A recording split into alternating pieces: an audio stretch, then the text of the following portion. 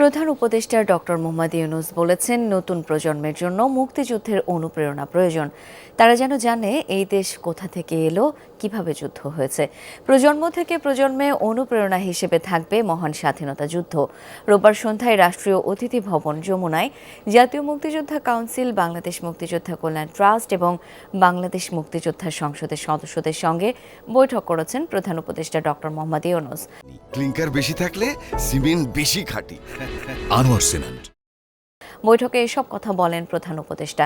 এ সময় আরও উপস্থিত ছিলেন মুক্তিযুদ্ধ বিষয়ক মন্ত্রণালয়ের উপদেষ্টা ফারুকী আজম। অন্তর্বর্তীকালীন সরকারের প্রধান হিসেবে সফলভাবে দায়িত্ব পালন, সংস্কার বাস্তবায়ন এবং গণভোটের আয়োজন করায় এই বৈঠকে প্রধান উপদেষ্টার প্রতি কৃতজ্ঞতা জানান বীর মুক্তিযোদ্ধারা। ডক্টর ইউনূস বলেন, সংস্কার বাস্তবায়নের জন্য গণভোটের আয়োজন করা হয়েছে, যা অত্যন্ত গুরুত্বপূর্ণ।